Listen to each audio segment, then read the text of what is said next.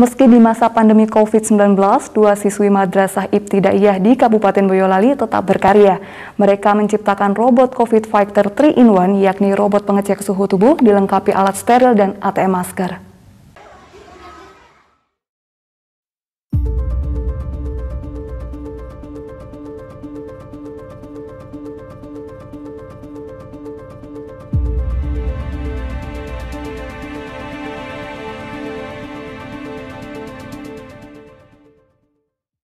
Saya kira sangat menarik topiknya dan beberapa hal yang terutama yang terakhir tadi ya terkait dengan antara pendekatan inner engineering ataupun saya mungkin melihatnya dari teori ataupun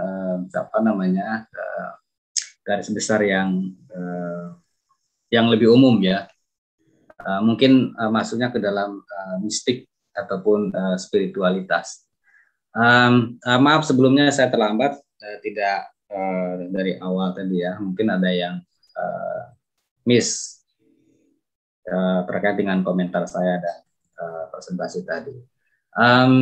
Di awal sebelum presentasi saya sudah ada sedikit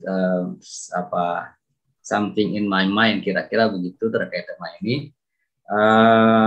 Yang menjadi persoalan kemudian dalam the future of selama ini kan kita selalu dan seterusnya saya kira manusia itu akan selalu berkembang dan kita menemukan banyak sekali inventions ya ataupun discovery, scientific discoveries terutama dalam bidang segala hal termasuk ya rekayasa DNA, teknologi dan juga seterusnya, bioteknologi dan seterusnya. Nah, satu hal yang menjadi concern saya barangkali adalah, dan ini mungkin menjadi tadi disinggung soal morality ya. Saya concern dalam soal etika, kebetulan mengajar etika di beberapa kampus ini. Tetap saja kemudian adalah bagaimana kemudian manusia ataupun kita ini harus memiliki cara pandang serta modal ya, modal kesadaran etik saya kira ya, kesadaran etik. Karena yang menjadi persoalan kemudian adalah percepatan temuan-temuan saintifik khususnya itu sangat cepat gitu ya dan kurang direspon ataupun terlambat direspon oleh kajian-kajian ataupun kesadaran etik yang kemudian diimplementasikan ataupun diaplikasikan ke dalam moral code ataupun ke dalam aturan-aturan hukum. Ya, misalkan ya dalam konteks informasi, misalkan undang-undang ITE itu kan bermasalah dalam konteks kita, selalu aja ada masalah. Dan dalam persoalan lain ataupun temuan-temuan teknologi yang lain, saya kira aturan moral dan yang kemudian dimasukkan ke dalam aturan hukum secara umum juga itu selalu terlambat gitu ya.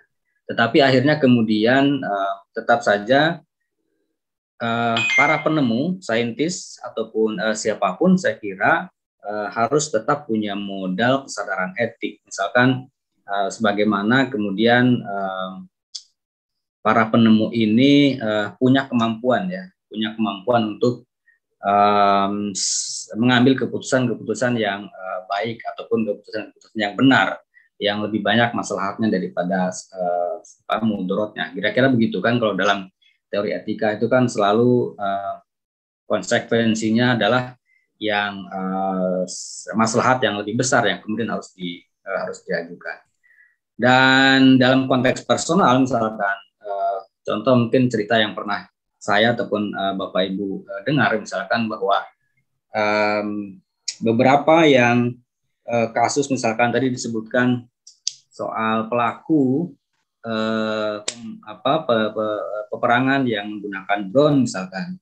Tadi Mas Kang Aim seolah-olah mengatakan ada ada yang terlepas di situ ya.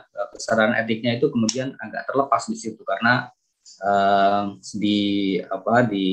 diputus ataupun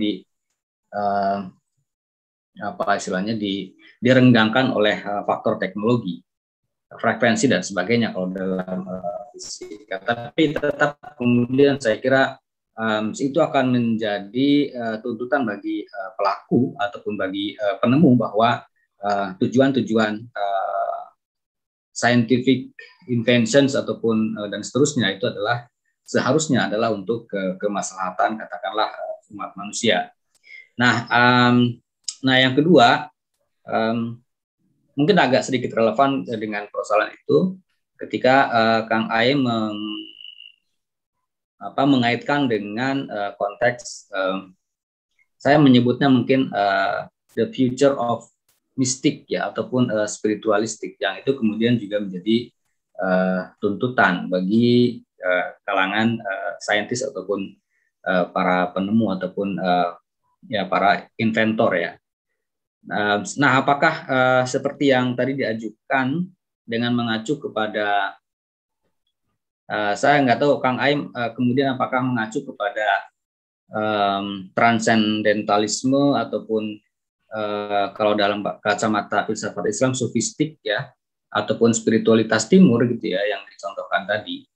Nah, apakah kemudian ini akan menjadi jawaban atau bisa menjadi jawaban untuk tantangan soal kesadaran etik itu?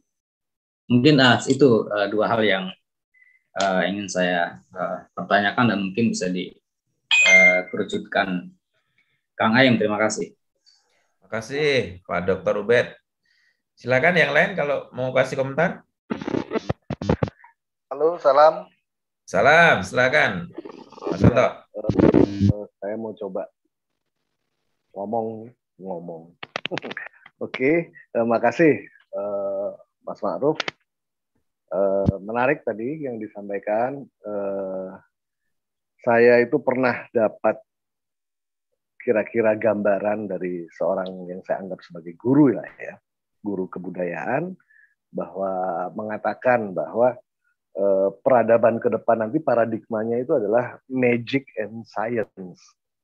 Jadi saya pikir melihat benturan antara output engineering dengan inner engineering ini akan menjadi sesuatu yang sepertinya penglihatan tersebut akan terjadi. Betul-betul akan kita hadapi. Paradigma baru dunia yaitu science, magic and science. Kemudian saya perlu memberikan satu masukan. Yang pertama tentang aksolotl ya. Saya pernah dulu memang memelihara aksolotl ini. Aksolotl ini memang punya kapasitas untuk meregenerasi dari organnya. Tapi apabila organ otak itu terputus dari organ yang lain, dia akan mati. Jadi mungkin organ-organ mungkin sepertiga dari organ otaknya memang bisa diregenerasi oleh aksolotl ini. Tapi kalau lebih dari sepertiga organ otak, dia akan hancur, dia akan mati. Dan kemudian kalaupun bagian kakinya dipotong, itu pun juga regenerasi dalam kapasitas yang terbatas. Artinya misalnya begini, 6 kali potong dia akan tumbuh 6 kali. Tapi setelah 6 kali dia tidak akan sanggup lagi tumbuh 6 kali. Artinya memang makhluk ini masih memiliki keterbatasan. Dan kemudian karakter regenerasi ini juga dimiliki oleh makhluk lain, hewan lain seperti kelas arachnid, katakanlah tarantula. Tarantula juga mampu menumbuhkan kakinya lagi kalau kaki itu putus. Tapi dia melalui proses yang disebut molting, artinya memang ada fase di mana dia mengganti kulit luar, maka pada saat mengganti kulit luar, kakinya regenerasi yang baru. Nah ini perlu juga dilihat sebagai satu masukan, karena saya khawatir jangan-jangan imajinasi orang-orang engineering ini terlalu lebay, anggap bahwa aksolotl tidak bisa mati gitu ya. Nah, terus kemudian yang kedua selanjutnya terkait pada itu, apakah memang betul rekayasa engineering ini bisa betul-betul eksis ya. Karena saya pikir ini apapun yang disebut dengan kayak science fiction tadi yang diangkat seperti Avenger itu kan memang berangkat dari perkembangan teknologi dan sains yang sudah ada. Tapi itu masih berupa hayalan untuk mencapai hal-hal tersebut. Memang betul konsekuensi negatifnya adalah seandainya hal tersebut menjadi satu paradigma bagi generasi kita, lalu kemudian ke arah mana generasi kita ini akan terbawa. Khususnya juga tadi dibenturkan antara inner engineering yang ada dari Nusantara ini, bahwa sejauh saya mempelajari tentang kebudayaan Jawa, itu selalu ada kaitannya dengan spiritualitas. Yang artinya di titik akhir saya bertanya, Tuhannya di mana? Ini jadi persoalan yang sangat signifikan, perlu kita jawab, Tuhannya di mana? Karena memang ada persoalan yang paling besar yang perlu kita tegaskan di sini, bahwa kita sering berbicara tentang agama dan Tuhan, tapi dengan kacamata sekuler. Dan peradaban kita dari leluhur kita itu tidak pernah berbicara dengan gaya sekuler. Kira-kira begitu, Pak Aim. Terima kasih waktunya. Terima kasih, Mas Santo. Selanjutnya, Ibu Wardah. Iya, saya boleh komen. Oke. Tadi dari gambar yang ditampilkan Pak Aim, chart antara modern sama yang Heidegger tadi itu persisnya namanya? Klasik, Bu. Iya, klasik dan modern teknologi gitu ya, di compare itu bisa kelihatan dari itu bahwa filsafat modern itu sebetulnya seperti yang dikatakan Seydosen Nasr adalah philosophy of rebellion. Jadi artinya karakteristik utama dari modernitas itu adalah pemberontakan, gitu kan, memberontak pada Tuhan maksudnya. Sehingga nyambung ke pertanyaan Pak Anto belakangan tadi, Tuhannya di mana? Memang tidak ada Tuhannya, Pak, karena memang sejak awal modernisme itu adalah memberontak kepada Tuhan. Jadi dalam perjalanannya makin lama makin Tuhan makin ditinggalkan, gitu kan? Itu yang saya sebut itu sangat mungkin terjadi di dalam peradaban Barat itu dikarenakan oleh pertentangan antara deisme dan teisme sebetulnya. Artinya kalau kita sudah ngomong itu mau tidak mau terkait dengan antara deisme sama teisme. Kalau agama itu kan teisme. Tuhan ada, Tuhan menciptakan, dan Tuhan terus terlibat dalam urusan dunia ini. Tapi kalau deisme kan Tuhan ada, Tuhan menciptakan, setelah itu stop. Seperti bikin jam, clockmaker. Jamnya jalan sendiri gitu kan. Tuhannya mungkin sudah mati. Nah, itu yang terjadi di Barat. Sehingga perkembangannya bisa diperkirakan akan semakin lama semakin, kalau buat orang teisme melihatnya semakin merusak gitu. Dan pada kenyataannya memang iya, secara objektif memang semakin merusak. Oke, itu komen singkat saja. Cuma saya tertarik pada presentasi Pak Aim yang terakhir tadi, outer engineering dan inner engineering. Inner engineering ini, outer engineering telah menimbulkan banyak kerusakan, ini belum pernah terpikir aja. Saya belum pernah khusus melihat belum pernah membaca banyak ya tentang inner engineering, tapi kelihatannya memang solusi itu Pak. Paling enggak breatharian, makan angin tuh bisa, makan udara ini untuk solusi untuk kelaparan. habisnya pangan, orang diajarin untuk gimana caranya makan udara. Oke, baik, terima kasih. Terima kasih Bu Arda.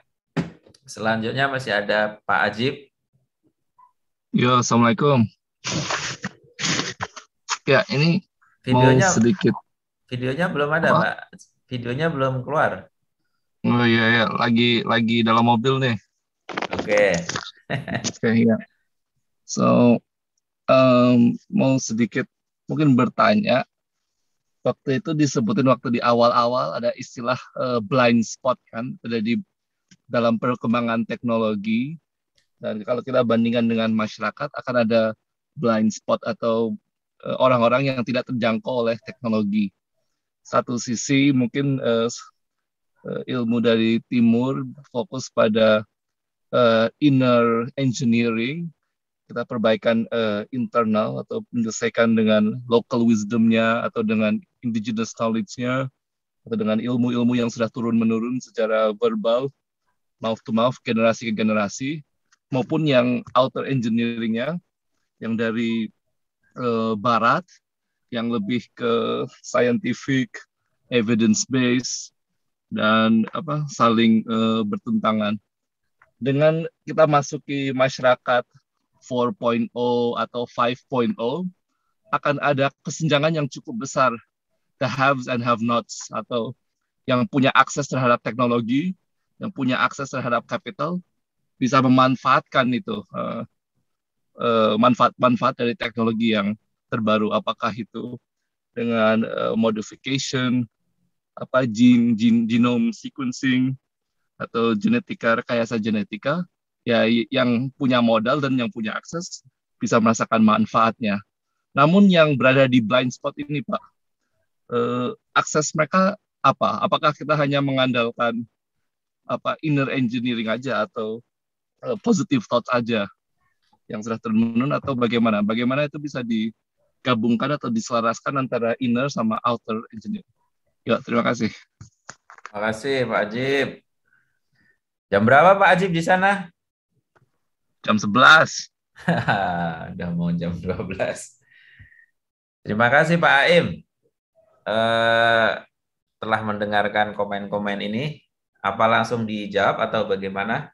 Tadi Kang Ubed soal etika, terus saya mencatat tadi Mas Anto tentang akselatol ya, regenetik. Nah, itu saya baru dengar itu. Kemudian tentang status spiritualitas, tentang Tuhan ya. Jadi kegelisahan Mas Anto itu dari presentasi Pak Aim itu, jadinya modern itu Tuhannya di mana gitu kan. Kemudian ditekankan oleh Ibu Wardah, ya memang nggak ada Tuhan. Nah, Tuhan di sini kan mungkin juga apakah penting-penting amat gitu buat orang-orang modern gitu loh. Kemudian juga kalau misalnya tentang orang-orang agamawan kan penting juga itu menyatakan bahwa ini Tuhan ada, itu kan penting. Tapi seberapa jauh itu pernyataan ada tidak ada itu bagi kemajuan bagi sains itu sendiri, entah outer science atau inner science. Silakan Kang Aim. Oke, ini terima kasih atas komentar dan masukannya ya. Kita bicara soal etika dulu ya, berkaitan dengan tadi yang disampaikan oleh Kang Ubed ya. Ini memang problem utama yang dihadapi berkaitan dengan itu tadi ya. Saya melihat bahwa kalaupun kita bisa menerapkan etika di soal rekayasa teknologi, itu juga dalam tanda kutip kan kita berhadapan dengan ilmuwan yang merasa dibatasi gitu ya. Risetnya merasa dibatasi, eksplorasinya, kemudian juga merasa bahwa kemudian mereka seperti kayak digugat gitu ya, kepakarannya gitu ya, berkaitan dengan aspek-aspek tertentu misalnya ya.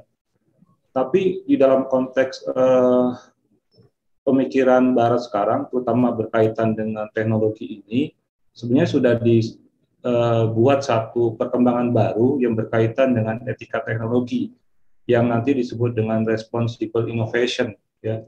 Jadi responsible innovation ini mengandaikan bahwa kita sebagai misalnya filsuf itu berdialog sejak awal misalnya dengan para inovator teknologi.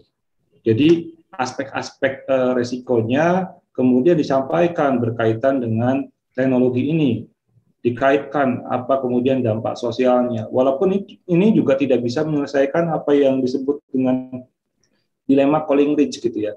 Kita tidak pernah tahu betul kemudian dampak dari teknologi itu, karena di sini kan teknologi itu punya unintended consequences gitu ya. Konsekuensi yang tidak diharapkan ya. Kayak misalnya pisau yang kemudian merupakan pisau dapur ternyata kok bisa dipakai untuk membunuh gitu kan. kita kan juga tidak pernah berpikiran sampai sejauh itu, misalnya yang engineer lakukan gitu. Atau misalnya seperti Facebook misalnya, kan kita tidak pernah membayangkan kata istilahnya itu Facebook yang kemudian sebagai awal penciptaannya itu ditujukan untuk reuni antar teman-teman yang dulu kehilangan kontak gitu kan, digunakan untuk rekayasa politik gitu ya, engineering sosial juga gitu kan. Nah ini kok tidak terbayangkan juga oleh para pembuat Facebooknya gitu ya.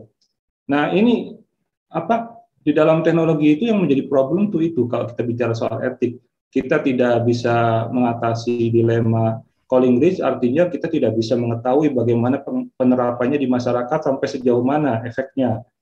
Dan kemudian berkaitan tadi unintended consequences-nya, gitu, konsekuensi yang tidak terduga dari teknologi itu. Nah, karena itu saya kemudian melihat bahwa saya di dalam disertasi itu kemudian merumuskan satu konsep etika teknologi yang kemudian berbasis pada resiko, di mana ini nanti di basis di pertimbangan etisnya didasarkan pada kasus per kasus, nggak bisa sama, karena setiap teknologi itu punya konsekuensi yang berbeda-beda ya. Kayak misalnya yang kalau saya angkat di dalam kasus disertasi saya itu teknologi yang alat bantu pacu jantung yang disebut dengan ICD itu gitu ya. Nah ini kan di beberapa pasien yang sudah ditanamkan alat pacu jantung itu ya, untuk tadinya membantu kalau misalnya mereka kena serangan jantung, malah mereka kena serangan dari alat ini gitu ya. Malah mereka harus menghitung terus-menerus gitu setiap saat teror, dan itu bisa diselesaikan dengan menerapkan magnet di sini gitu ya, supaya alat itu tidak menghentak mereka, tidak istilahnya menyetrum mereka gitu. Jadi bukannya kemudian mereka menjadi lebih aman, tapi ternyata ada problem seperti itu. Nah itu kan salah satu bentuk dari unintended consequences, dan dalam konteks inilah kemudian salah satu aplikasinya diterapkan responsible innovation di awal, tapi di beberapa aspeknya memang perlu diperhatikan konsekuensi terjauhnya gitu ya, untuk bisa mengatasi dilema calling rich itu gitu ya di dalam teknologi. Kayak misalnya kasus senjata misalnya, saya pernah berdebat dengan Pak Dr. Budiarto waktu ujian di hasil riset itu, kata Pak Budiarto itu merumuskan senjata yang kemudian tepat sasaran itu juga merupakan suatu tindakan etis. Kalau kenapa harus sampai membunuh itu gitu ya? Kalau buat saya gitu, posisi etik ini menjadi bergantung pada posisi kita sendiri gitu ya. Sampai di mana kita menempatkan posisi etis kita gitu. Kalau kita bicara etik di dalam teknologi, apakah di awal atau di akhir gitu kan? Nah, kalau misalnya tadi yang disampaikan oleh Pak Dr. Budiarto, saya tidak sepakat. Karena apa? Karena saya tidak suka senjatanya yang bisa membunuh gitu kan. Nah dari sejak awal sudah tidak setuju pengembangan senjata, walaupun dalam tanda kutip senjata yang kemudian misalnya rudal balistik itu tidak nyasar ke tempat lain itu menjadi suatu perbuatan etis kalau menurutnya Pak Budiarto gitu. Nah di sini kan tergantung bagaimana kita melihat satu peristiwa tertentu itu gitu ya. Nah itu berkaitan dengan komentar atas Kang Ubed ya. Nah yang kedua berkaitan dengan ini ya, masukan dari Mas Santo gitu ya, berkaitan dengan ini. Ini sebenarnya menarik sebenarnya. Kalau faktanya kan saya tidak tahu ya, yang berkaitan dengan axolotl itu punya batasan 6 kali gitu ya. Nah ini menjadi satu fakta yang menarik sebenarnya, bahwa kemudian blind spot di dalam ilmu itu terjadi misalnya. Karena apa? Fakta-fakta seperti ini mungkin kurang diperhatikan gitu ya, yang membuat rekayasa engineering itu atau rekayasa itu menjadi sesuatu yang kemudian tidak bisa mengantisipasi gitu ya, hal-hal seperti ini gitu ya. Kalau kita misalnya menerapkan model regenerasi berbasis pada axolotl, apakah kemudian itu berhasil di dalam konteks kita ya, badan kita sebagai manusia? Ini yang saya pikirkan di dalam rekayasa genetik gitu. Saya mengandaikan bahwa meskipun itu sangat mungkin ya, kita bisa melakukan semacam rekayasa engineering di bidang biologi molekuler seperti sama kayak kita melakukan rekayasa engineering di bidang teknologi informasi gitu ya, seperti yang sekarang dilakukan oleh ini ya, pengembangan biologi sintetik ya. Jadi di dalam biologi sintetik itu kan mereka memprogram ulang yang namanya DNA sedemikian rupa sehingga nanti bisa diarahkan menjadi komputasi DNA gitu ya. Nah ini kan juga dilakukan oleh para ilmuwan yang ada di MIT itu. Biologi sintetik itu kira-kira seperti itu. Nah ini penggabungan seperti ini kemungkinan besar memang bisa mengatasi keterbatasan yang regenerasi yang dimiliki axolotl misalnya. Tapi dalam beberapa aspeknya mereka tidak melihat unintended consequences-nya gitu ya. Di sini ada konsekuensi yang tak diharapkan juga berkaitan dengan rekayasa engineering ini.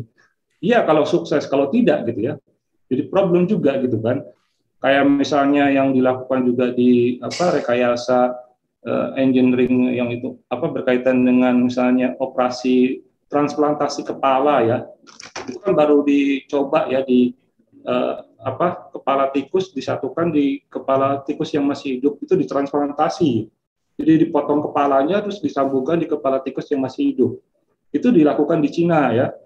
Dan saya punya artikel jurnalnya terkait dengan itu. Itu memang belum terlalu berhasil dan masih bertahan berapa menit gitu. Tapi hal seperti ini kan masih terus akan mereka coba gitu ya. Dan pertanyaan soal Tuhan terkait dengan soal ini, ya karena mereka tidak percaya sama Tuhan, memang tidak perlu berdiskusi dengan Tuhan dulu. Ya karena mereka sedang bermain sebagai Tuhan gitu. Di sinilah kemudian kan kalau di dalam bioetika itu persoalan itu muncul gitu, playing as God gitu ya. Jadi bermain sebagai Tuhan justru mereka perankan gitu ya. Jadi kalau kita bicara, tapi dalam konteks spiritualitas ini juga pertanyaannya agak mirip sebenarnya ya.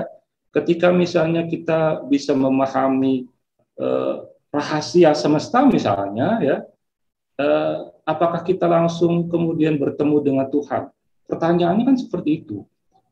Kalau di dalam konteks spiritual gitu ya, apakah kemudian dengan menjalani laku yang sedemikian rupa ya tapa brata lah istilahnya kalau di dalam ilmu Jawa itu, apakah kita bertemu dengan Tuhan?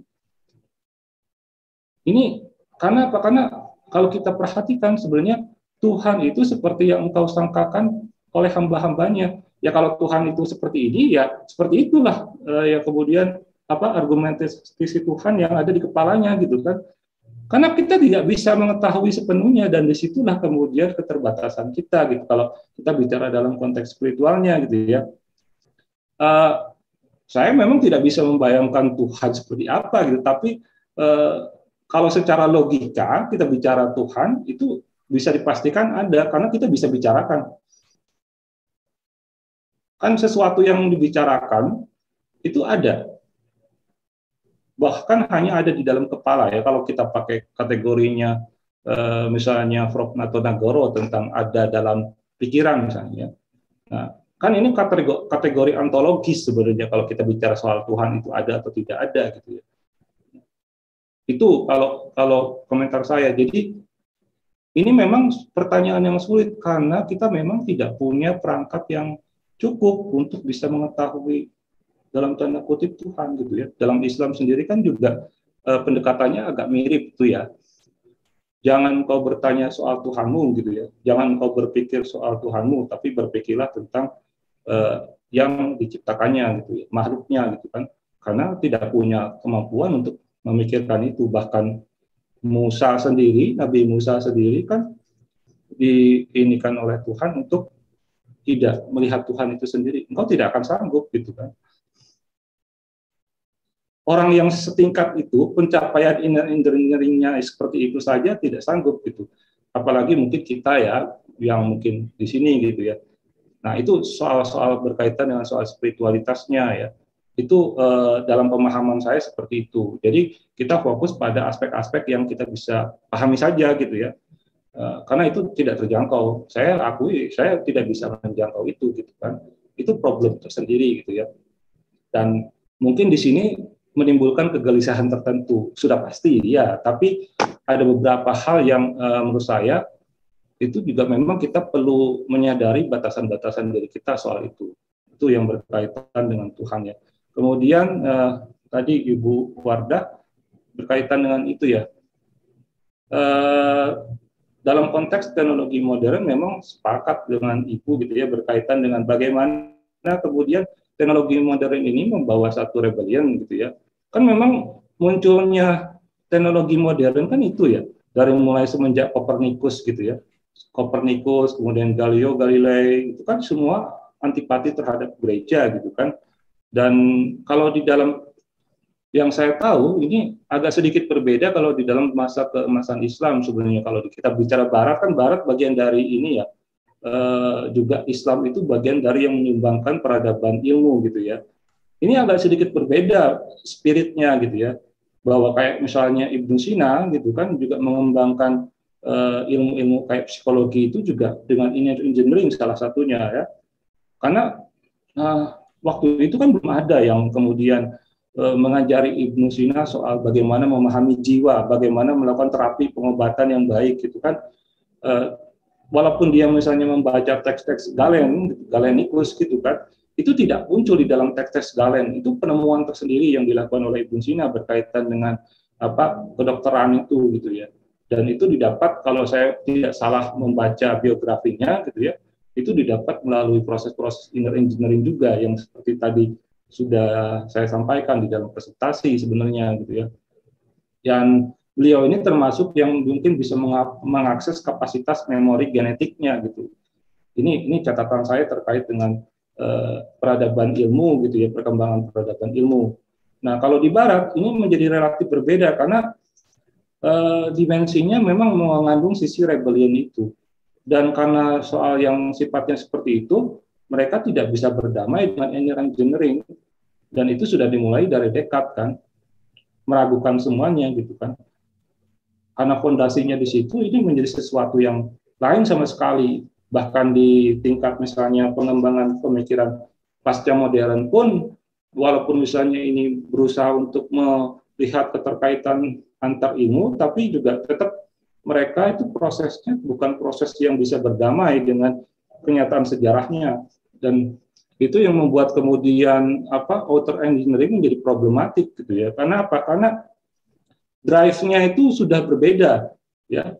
Dengan misalnya kalau kita mengembangkan outer engineering berbasis bukan pada rebellion gitu ya.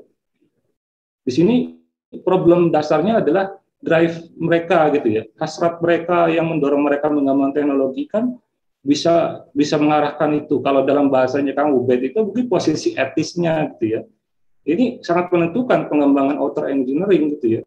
Sementara kan kalau di dalam inner engineering mau tidak mau, kita memang dalam tanda kutip harus bersih pikirannya, harus bersih hatinya gitu kan. Kan seperti itu yang dituntut di dalam model-model pendekatan mistisisme misalnya, atau kemudian juga laku-laku spiritual yang diinikan oleh misalnya kita di Nusantara, baik di Jawa maupun di Sunda saya lihat gitu ya. Karena apa? Karena kalau kita tidak bisa berlaku bersih, tidak bisa berlaku hati kita misalnya ada sedikit misalnya rasa sombong gitu, sudah nggak bisa lagi akses gitu kan. Ini yang problem gitu loh kalau di dalam inner engineering itu gitu. Memang, tapi juga sekaligus membantu kita menjadi salah satu aspek penting ya untuk solusi alternatif saya boleh bilang untuk menyelesaikan problem-problem yang dihasilkan oleh outer engineering. Termasuk seperti tadi yang saya tunjukkan, makan angin itu ya, memang di Swedia sedang riset itu juga. Mereka kan sedang berusaha untuk menyelesaikan istilahnya itu, salah satunya sumbangsi pada SDGs itu kan, bagaimana mengatasi kelaparan. Kalau di Israel sih sudah dilakukan, tapi berkaitan dengan air. Ya. Mereka kan capture udara, ya, itu bisa menghasilkan air dengan mesin. Kan sudah dilakukan. Kalau itu kan proses kondensasi ya, mungkin nanti bisa dikoreksi kalau ini oleh Ibu ya, oleh Ibu Wardah, karena kan ini proses kimiawi gitu ya.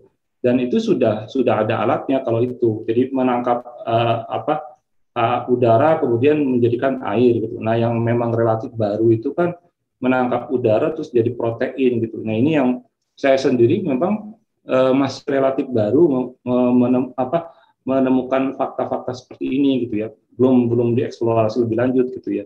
Apakah itu benar atau tidak gitu. Tapi kemungkinan itu ada gitu ya. Yang terakhir berkaitan dengan tadi pertanyaan Pak Dr. Mujib ya, Ini berkaitan dengan soal blind spot ini, kesenjangannya. Memang seperti itu ternyata ya. Di beberapa aspek kalau kita bicara soal politik ini nanti apa yang saya tadi sebutkan dengan human enhancement atau penalaan manusia itu atau NBIC secara lebih luas itu memang akan mendrive yang disebut dengan biokapitalism. Itu lebih mengerikan lagi ketika misalnya kita istilahnya itu mendapatkan pengobatan medisnya itu ya dengan rekayasa genetik gitu ya. Ini kan sebenarnya diarahkan ke sana ya, kalau kita mau bicarakan dari mulai pandemik ini seperti tadi disinggung oleh Mas Anto di awal gitu ya, sebelum kita discuss gitu ya. Karena apa? Karena pandemi ini akan mendrive orang untuk berpikir bagaimana cara kita lebih sehat. Dan rekayasa engineering yang sifatnya biologis itu bisa masuk dengan cara seperti ini. Karena apa? Karena mau tidak mau gitu kan, hal-hal seperti ini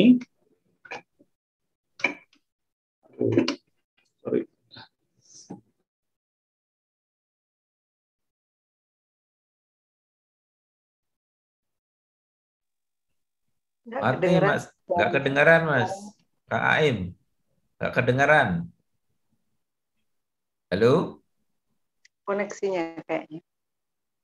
Oh ya. Oke. Ini ada Ustadz Amar. Halo Ustadz Amar. Halo. Masuk tapi. Halo. Assalamualaikum Ustadz Amar. Halo. Nah, sebentar saya kontak dulu.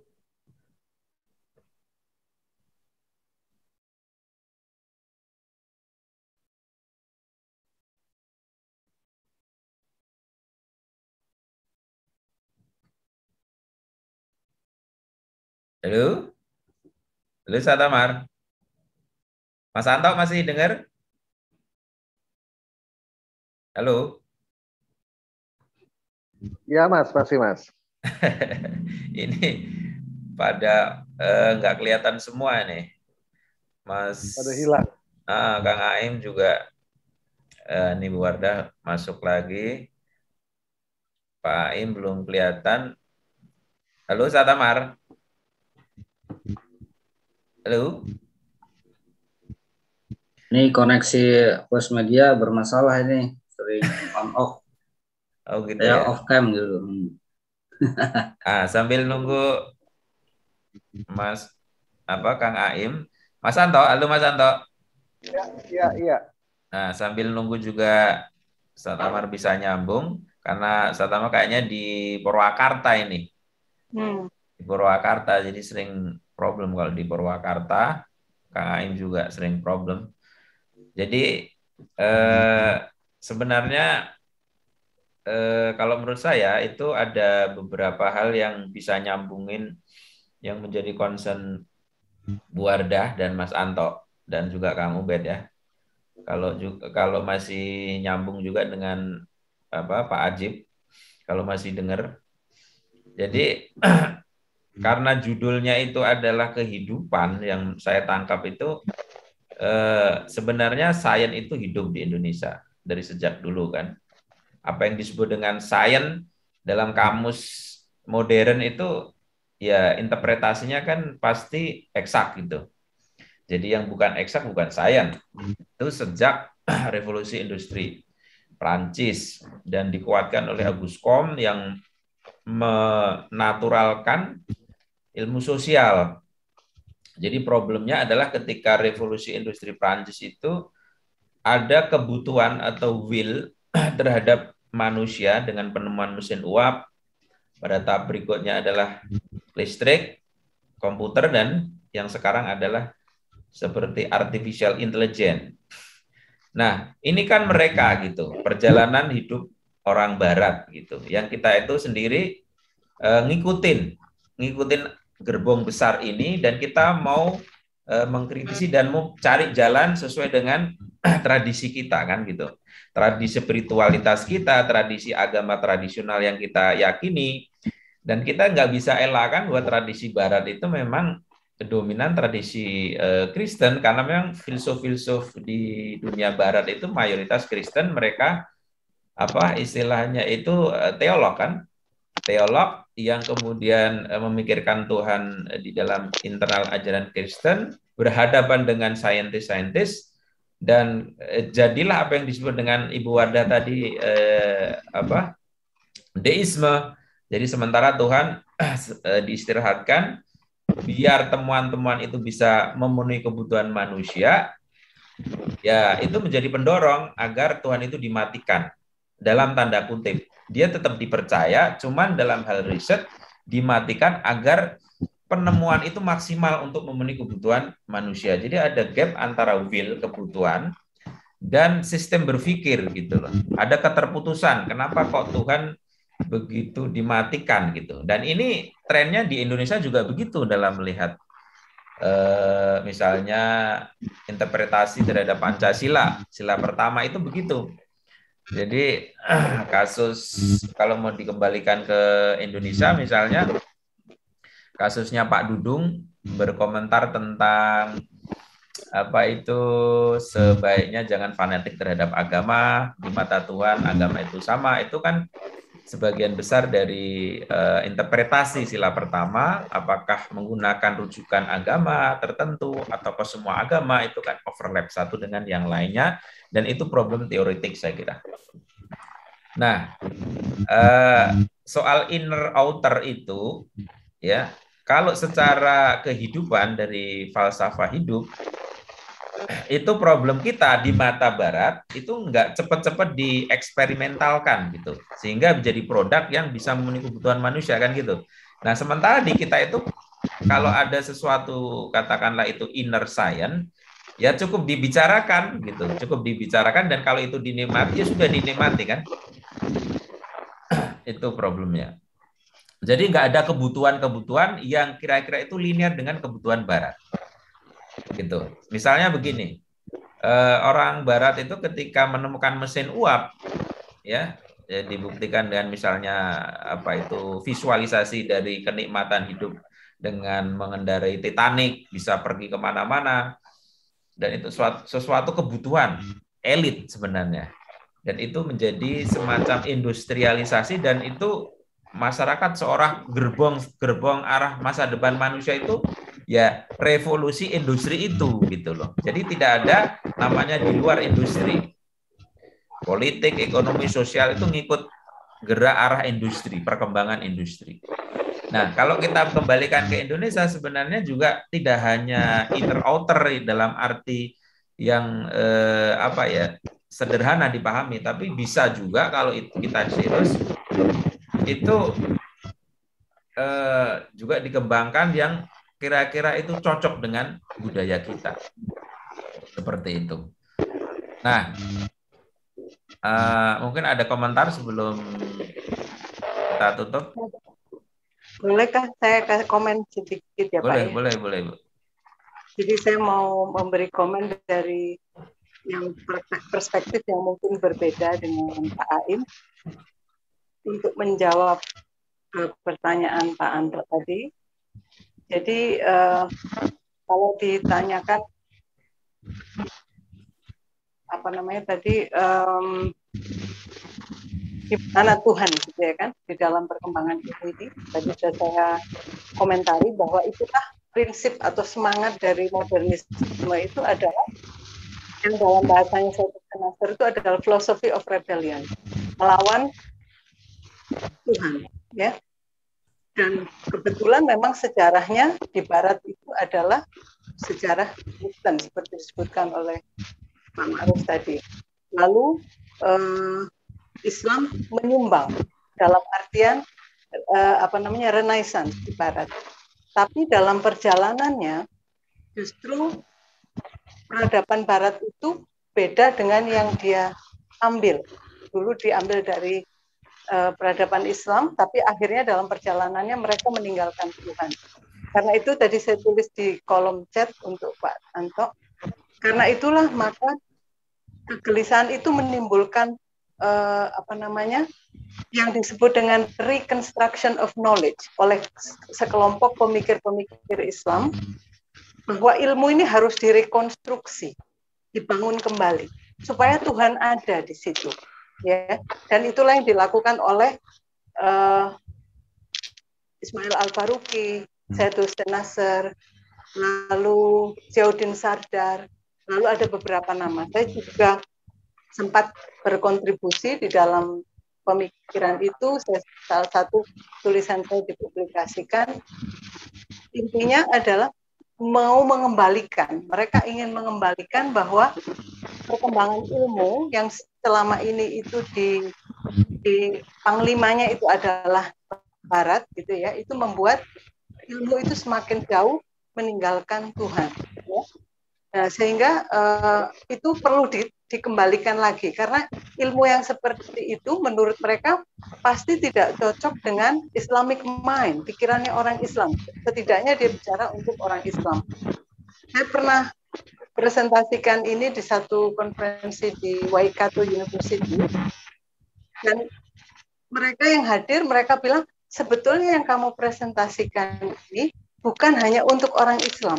Ini perlu juga diperlukan oleh orang Kristen, gitu. Karena mereka pun juga ditinggalkan, gitu kan? Mereka pun juga nggak cocok dengan ilmu yang berkembang sekarang, gitu.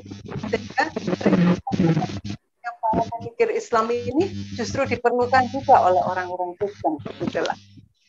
Lalu menjawab pertanyaan tadi, saya lupa tadi kenapa kok sampai Pak Ali menyebut bahwa kalau ditanyakan misalnya apakah bagaimana tahu ada Tuhan, ya, menjawab, kalau dalam Islamic mysticism itu ada perangkatnya untuk sampai tahu. Jadi bukan Tuhan itu bukan hanya ada ketika dibicarakan, gitu, maksud saya. Karena itu cara berpikirnya Descartes, ya, bahwa karena berpikir maka ada, kalau dibicarakan jadi ada, gitu kan. Tapi kalau di dalam lakunya tasawuf itu Tuhan itu memang ada. Pada akhirnya orang itu akan menemukan. Dan setelah itu biarpun sedunia bilang nggak ada, dia tetap bilang ada karena dia tahu Tuhan itu ada. Jadi artinya saya hanya ingin menepis skeptisisme itu karena saya merasa begitu, ya. Dan akhirnya saya perlu menyampaikan bahwa memang Tuhan itu ada dan bisa ditemukan itu di sini. Ini perspektif yang berbeda. Dan saya ingin memperkenalkan tadi reconstruction of knowledge, mungkin juga pandangan yang dari school of thought yang lain, begitulah. Saya rasa itu dulu Pak Ma'ruf komennya. Jadi diskusi saya mau tambahin sedikit. Ini Pak Ma'ruf, komentarnya Bu Wardah tadi menggunakan istilah reconstruction of knowledge gitu ya Bu Wardah, ya. Saya justru malah melihat dari perspektif yang agak berbeda. Ini rethinking of knowledge. Jadi dalam arti begini, komentar Bu Wardah justru malah membalikkan posisi di mana penguatan pada Al-Qur'anul Karim sebagai pegangan kitab suci, pegangan umat Islam, itu sangat ilmiah. Di mana kalau saya boleh mengutip dari Amirul Mukminin Ali bin Abi Thalib mengatakan bahwa Al-Qur'anul Karim itu adalah peristiwa yang pernah terjadi di masa lalu, perintah masa sekarang, dan apa yang akan terjadi di masa mendatang.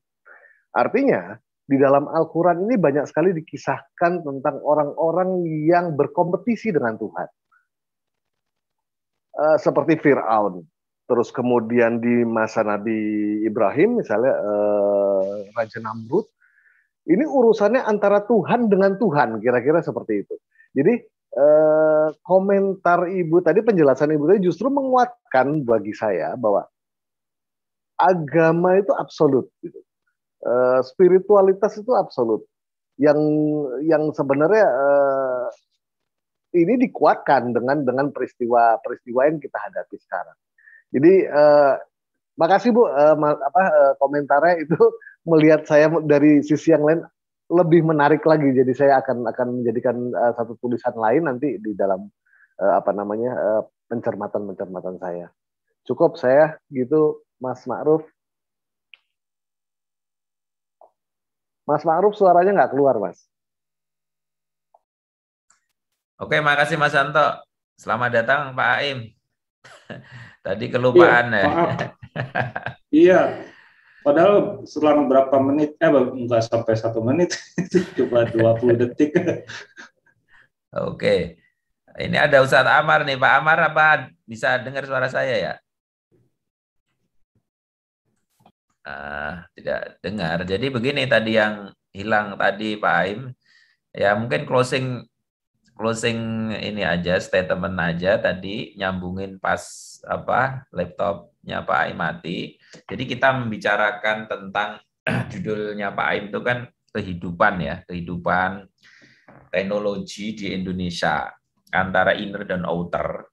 Dan inner itu sebenarnya sudah menjadi tradisi kita gitu kan. Cuman outernya itu kan gayanya kalau mau memenuhi kebutuhan ya outernya ya by evidence, eksperimentasikan, berapa kali repetisi, di tes gitu kan, itu bukan belumlah menjadi tradisi kita, belum menjadi tradisi kita kalau itu kacamatanya barat gitu. Itu satu.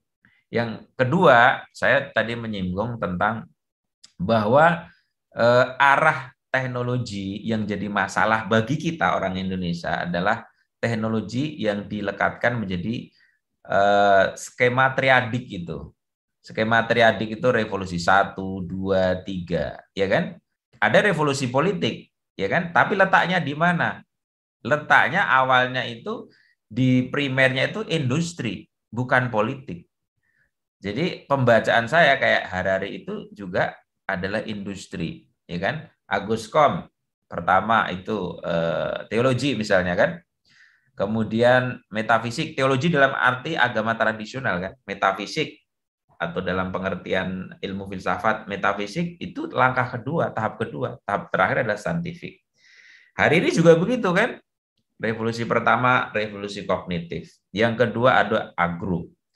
Kemudian lanjut sampai ke sekarang, ya kan, artificial intelligence. Jadi tahapannya begitu.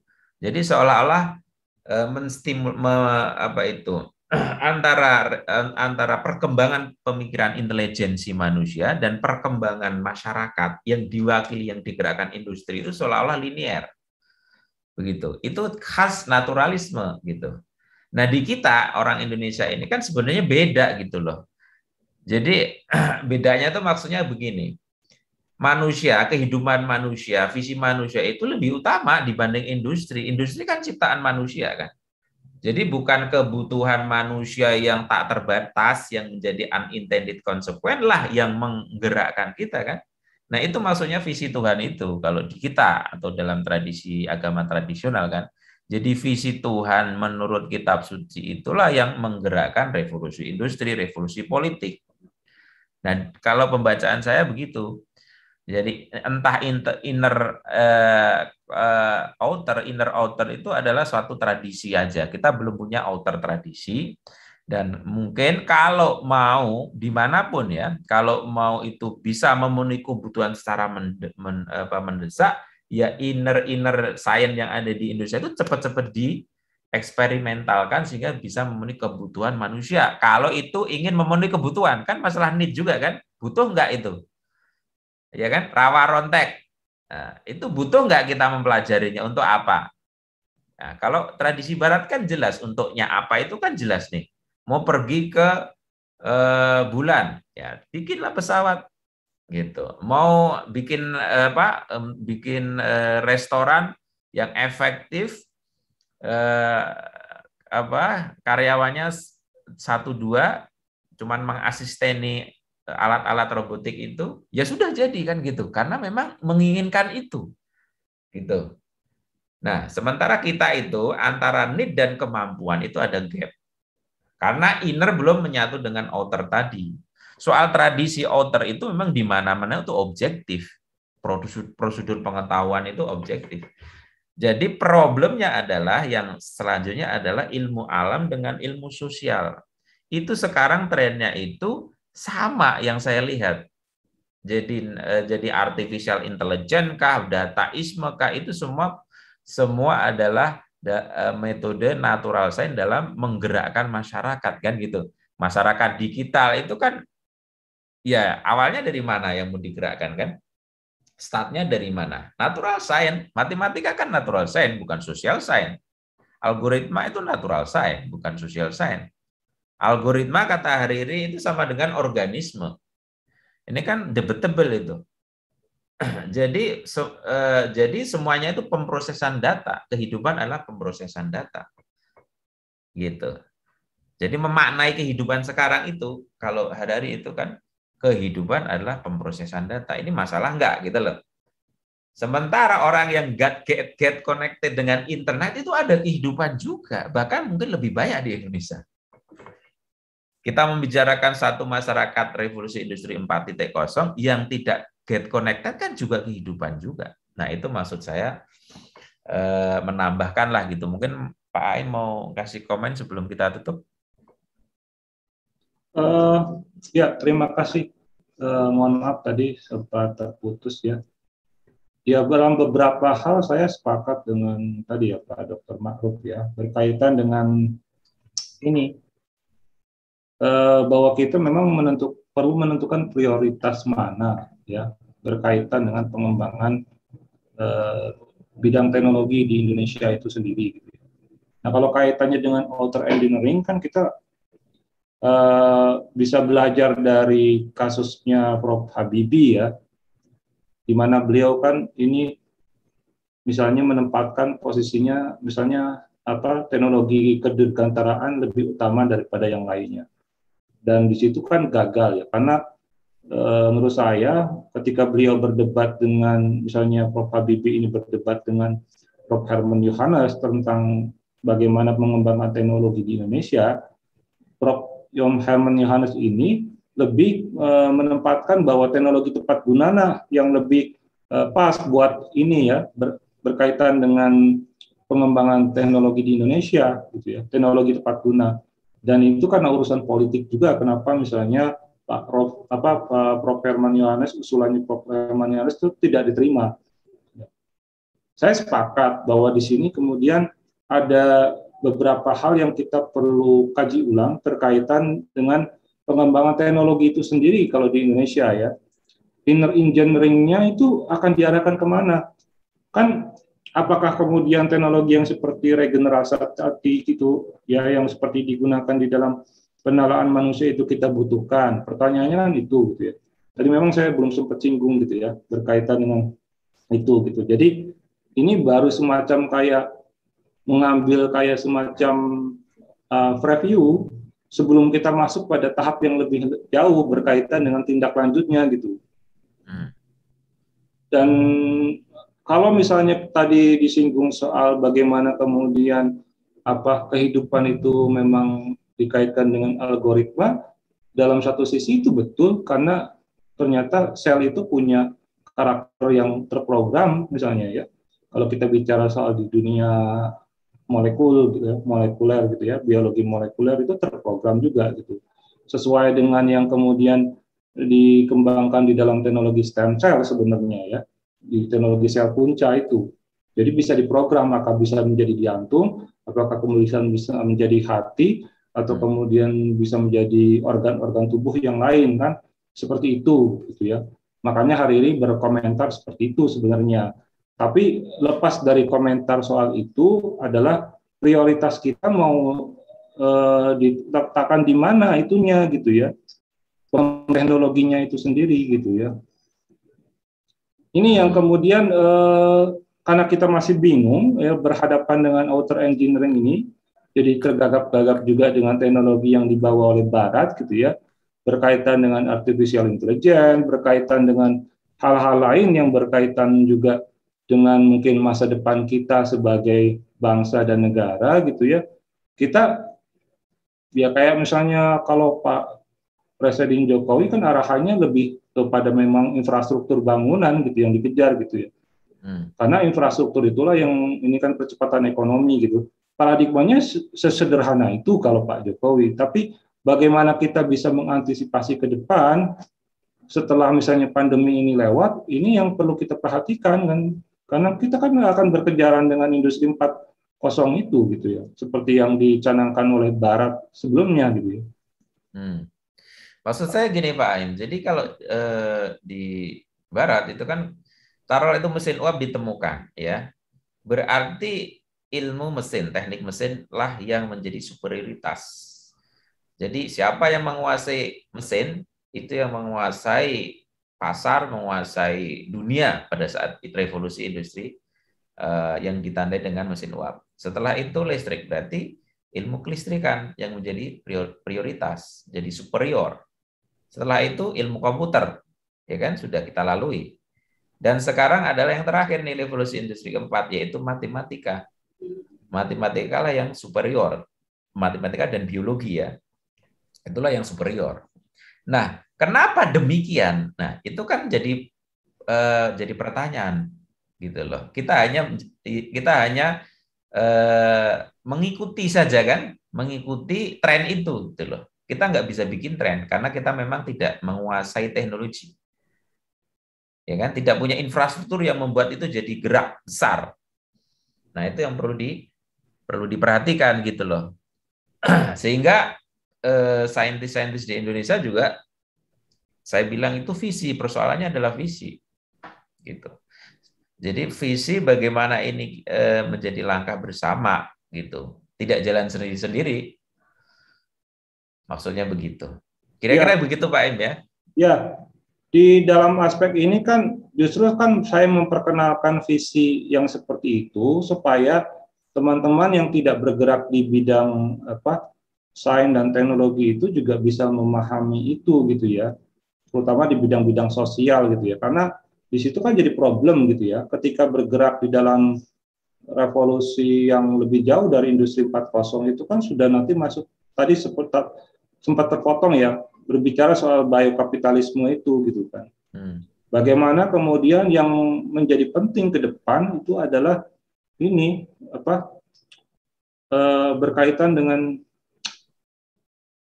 rekayasa biologis gitu kan. Dan ini yang tadi betul yang dikatakan Pak Dr. Ma'ruf bahwa yang menjadi penting adalah matematika dan biologis gitu kan. Dan satu sisi berkejaran dengan juga ini kan, kalau di dunia komputer itu nanti ada komputasi kuantum juga gitu kan, selain komputasi DNA gitu ya. Nah, kayak misalnya di Indonesia ya, soal riset komputasi DNA yang mengarah ke sana gitu. Setelah saya pelajari ketika waktu misalnya setelah selesai S2 melakukan riset itu, sampai hari ini itu baru 2 orang yang melakukan riset itu gitu kan. Prioritas tidak ke sana memang gitu, karena mereka belum dapat gambaran besarnya gitu. Ya mungkin terbantu sekarang dengan apa yang disampaikan Harari, tapi ketika saya melakukan riset ini gitu ya, di 2009 itu berkaitan dengan komputasi DNA, gambaran besar itu belum dapat gitu kan. Nah ini yang perlu disadari oleh teman-teman juga ya, yang berkecimpung di dalam bidang ilmu sosial gitu. Arah ke depan akan ke sana. Terus responnya mau bagaimana gitu kan, pertanyaannya itu. Berkaitan dengan itu. Ya kalau kita disibukkan dengan misalnya menganalisa data yang dihasilkan oleh fenomena media sosial, lah terus kita mau menyiapkan apa ke depan gitu kan?